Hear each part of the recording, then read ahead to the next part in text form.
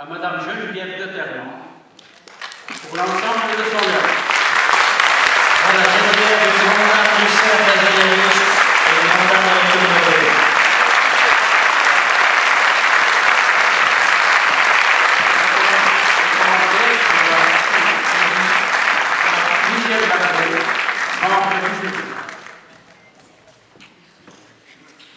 Eh bien, Geneviève de Ternan avait présenté, ou plutôt son éditeur, avait présenté au jury, il y a 2 ou 3 ans, un ouvrage qui, à l'époque, n'a pas été retenu pour diverses raisons, mais pour une raison qui peut paraître paradoxale, c'est qu'il nous apparaissait que récompenser Geneviève de Ternan pour un seul de ses ouvrages, c'était presque une injustice. La multiplicité de ses talents appelait beaucoup d'autres commentaires que le simple hommage d'un jury à un seul ouvrage. D'ailleurs, c'était en l'occurrence un ouvrage qui était apparu beaucoup plus comme une thèse universitaire que comme un ouvrage littéraire. Alors, ce n'est pas au public algérianiste que je vais présenter Geneviève de Ternan. C'est une personnalité qu'on peut véritablement dire d'exception. Geneviève, c'est une personne qui est écrivain, qui est journaliste, qui est polémiste, qui est éditorialiste, qui est poète d'une sensibilité toute particulière à notre époque où personne ne semble être sensible à la poésie. Elle a, pour ainsi dire, ressuscité quelque chose. Geneviève tenez, je vais me référer à ce qu'écrivait récemment notre ami Yves Sartre avec sa fougue habituelle dans les colonnes de l'Algérianiste. Et pour notre ami Geneviève, il écrivait « Armée d'une solide culture, appuyée sur la colonne de son littré, animée d'impérieuses convictions, elle a défendu, attaqué, dénoncé, contourné, ridiculisé, regretté, rappelé, soutenu, éclairé, salué. » Ouf! Quel talent universel! La chose est dite simplement, mais ça correspond à une véritable réalité. Geneviève, tout le monde sait ici que pendant 20 ans, elle a tenu à bout de bras la revue des Oranais, avec un succès éditorialiste extraordinaire, et avec des articles qui ont toujours été très remarqués par leur pugnacité.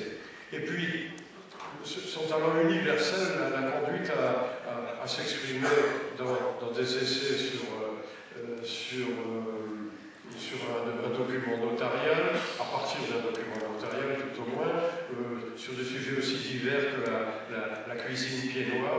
Enfin, vraiment, tout ça est assez étonnant. Mais elle a commencé par un coup d'éclat.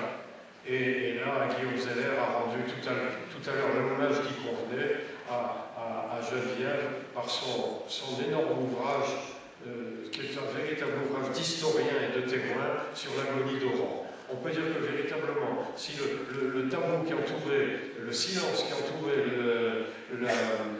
l'agonie, la journée tragique du 5 juillet à Oran, si ce silence a été brisé, c'est parce que Geneviève a ouvert la brèche.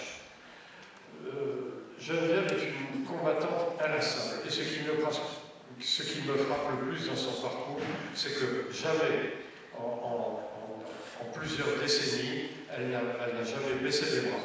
Avec une ténacité, avec une pugnacité incomparable, elle a été une des principales militantes de notre cause pied noir. Alors, je finirai en faisant une remarque. C'est que, voyez-vous, la légende, tout le monde la connaît, c'est que les Français d'Algérie sont un peuple de barbares, d'incultes et d'analphabètes.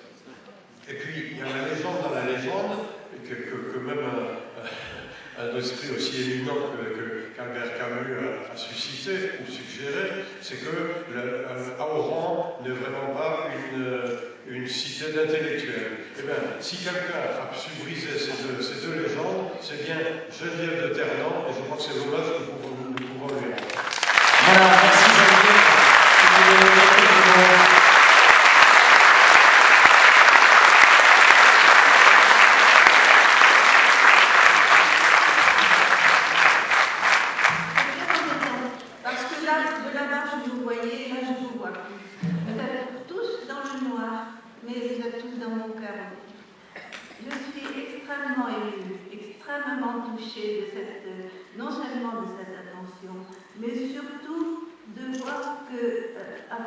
peut-être la petite pierre que j'ai mise tout le long de mon chemin depuis plus de 40 ans.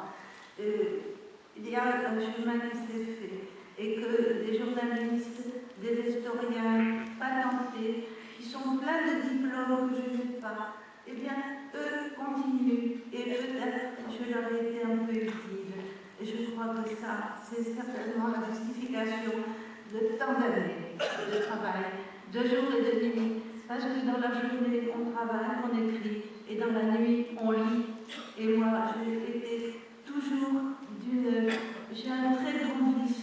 Je lis tout le temps, je suis d'une curiosité constante. Et je pense que c'est peut-être ce qui manque à nos jeunes journalistes, c'est la curiosité.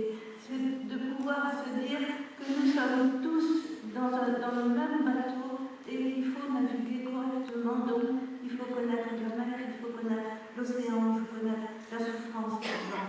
Nous avons connu tant d'épreuves. Eh bien, c'est que ces épreuves, au moins, servent à quelque chose. C'est cela que je voudrais simplement transmettre. Un grand merci, Geneviève.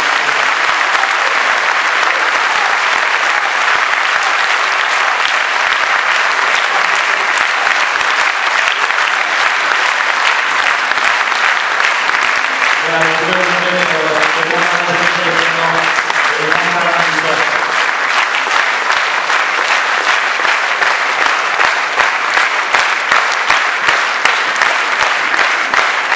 Alors, on appelle les récipiendaires de la vidéo de l'émotion et chansons francs. Voilà. Voilà le film 2012-2013, un excellent film. Comme toujours.